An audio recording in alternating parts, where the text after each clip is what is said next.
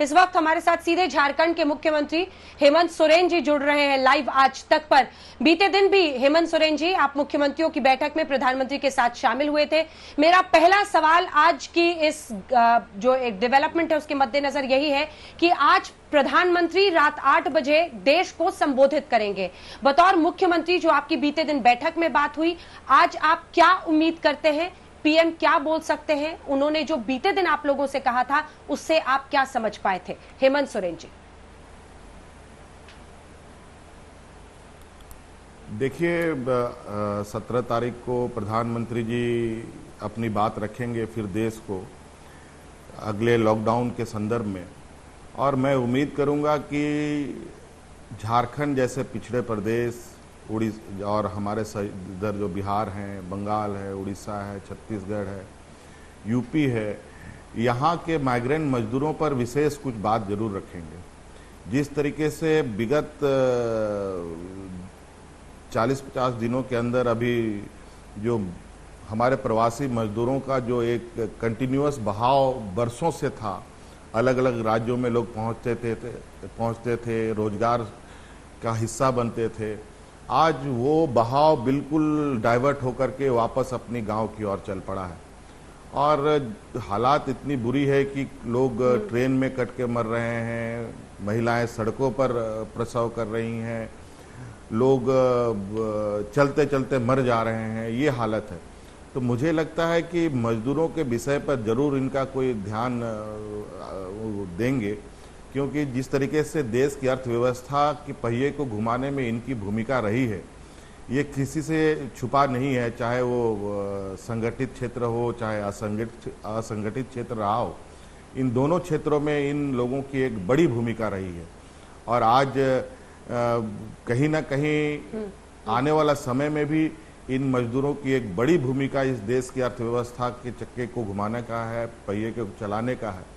और आज जो डर और जो भय इनके मन में समाया है, उनको निकालने के लिए निश्चित रूप से इनके इस दर्द पर हमें उनको एक ढाढ़स बनाना होगा और उनको एक हिम्मत देनी पड़ेगी, जिससे वो फिर से हमारे इस देश के अर्थव्यवस्था को चलाने के भूमिका में आ पाएं। नहीं तो जो हालात है बहुत अच्छा संकेत नहीं है, क्योंकि बहुत शायद हम लोग विलंब से जगे हैं और लोग वापस लाने के लिए ट्रेनें का उपाय हुई है और ये सारी चीज़ें हुई है जो पर्याप्त आज के दिन में भी नहीं है।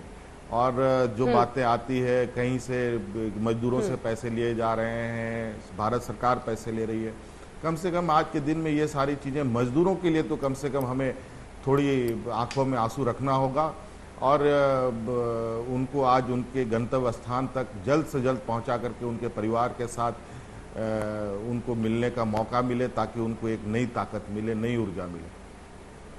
जी जी हेमंत जी, इसमें दो सवाल के हिस्से हैं मेरे, जो अगला सवाल मैं आपसे पूछ रही हूं, क्योंकि आपने खास तौर पर मजदूरों की, उनके जो प्रवासी मजदूर हैं उनका जिक्र किया, जिन परेशानियों का वो सामना कर रहे हैं। रेलवे की तरफ से कहा गया था कि 85% जो किराया है वो हम दे रहे हैं, 15% राज्यों को देना है, उन्हें मजदूरों से ये पैसा नहीं लेने की जरूरत है, कम से कम पलायन को प्रोत्साहन मिले, इसलिए हमने ये 15% स्टेट्स को दिया था। जब आप किराए का जिक्र करते हैं तो क्या रेलवे की तरफ से ये नियमावली या ये जो हिस्सेदारी थी किराए की, वो आप तक पहले पहुंची थी? क्या आपको इसकी जानकारी थी या कहां पर भूल हुआ जिसकी वजह से राज्यों में ये परिस्थिति बनी? क्या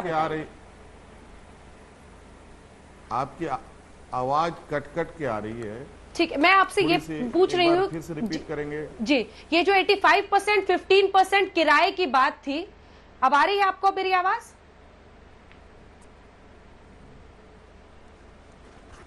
आवाज कट कट के आ रही है।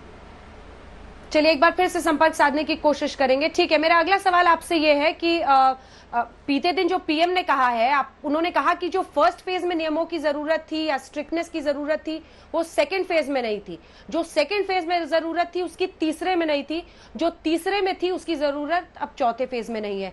क्या हम माने कि कल के बाद रेलवे की भी सेवाएं शुरू हो रही है, 17 मई के बाद काफी ढील हम देखेंगे नियमों में? हेमंत सोरेन जी।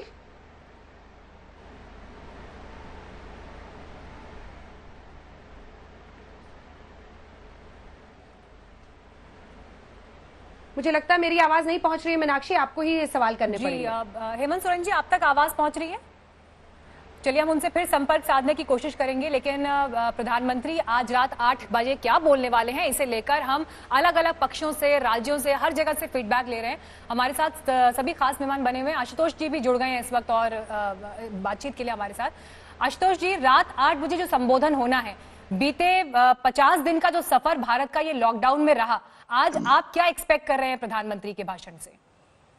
देखिए, 2-3 चीजें हैं, उसका हमें ध्यान रखना पड़ेगा। पहली बात तो यह है कि ये बहुत ही क्रूशियल फेज में इस वक्त हम पहुंच गए हैं और इस वक्त देश के प्रधानमंत्री हो या तमाम राज्यों के मुख्यमंत्री हो, उनके लिए आसान नहीं होगा यह फैसला कर पाना कि लॉकडाउन को आगे एक्सटेंड करना है या फिर उसमें ज्यादा छूट देनी है। क्योंकि अगर वो ज्यादा छूट देने की बात करते हैं तो उन्हें इस बात का इंतजाम करना पड़ेगा जो पिछले 10 दिनों के अंदर हमारे यहाँ जो कोरोना संक्रमण के मरीजों की संख्या 70,000 के आसपास पहुंच चुकी है और अब रोजाना 3,000 4,000 के आसपास कोरोना संक्रमण हो रहा है। इसका मतलब यह है कि कोरोना संक्रमण धीरे धीरे अपने पीक की तरफ बढ़ता जा रहा है। वैसे में आप कोरोना संक्रमण को अगर आपने कंट्रोल नहीं किया और अगर रिलीफ देने में कहीं गलती हो गई तो ये भयावह स्थिति भी पैदा हो सकती है। पहली बात तो यह है। दूसरी स्थिति यह है कि जो आर्थिक स्थिति है वो भी अपने आप में ठीक इस वक्त नहीं है। तीसरी बात क्या है कि अभी शाहनवाज हुसैन साहब टीम इंडिया के बारे में बात कर रहे थे। दरअसल ये टीम इंडिया पूरी तरीके से बटी हुई है। कल जो मुख्यमंत्रियों के साथ प्रधानमंत्री की बैठक हुई उसमें 6 राज्यों के मुख्यमंत्रियों ने विपक्षी राज्यों के मैं आ रही हूं आपके पास। हमारे साथ झारखंड के मुख्यमंत्री हेमंत सोरेन जुड़ गए हैं। हेमंत जी, जो बात आपसे पहले हो रही थी, आपने प्रवासी मजदूरों को लेकर सबसे बड़ी चिंता जाहिर यहां पर की, लेकिन अगर झारखंड के भी सभी जिलों की बात करें, आपने कहा था कि किसी भी तरह की छूट अभी वहां पर नहीं मिलेगी, लेकिन अब इस वक्त क्या स्थिति राज्य के सभी जिलों में है और आगे झारखंड कितना तैयार है अगले फेज के लिए? देखिए, हमने तो पहले ही कहा था कि हमारी समस्या उस समय नहीं थी। हमारी समस्या तो अब बढ़ेगी जब प्रवासी मजदूर आएंगे और संक्रमित होकर के आएंगे। और आज इसकी वजह से ही आज जो तो थोड़ी बहुत हमारे पास ये लोग की जनसंख्या बढ़ी है, सो वो प्रवासी के ही लोग हैं। और ये बात खुशी की बात है, हमारे यहाँ जो रिकवरी रेट है वो 50% है। ये हमारे राज्य के लिए एक बेहतर संकेत है। लेकिन हम अभी आकलन करने की स्थिति पे नहीं है जब तक सारे मजदूर या अधिकतम संख्या में मजदूर राज्य में ना आ जाए।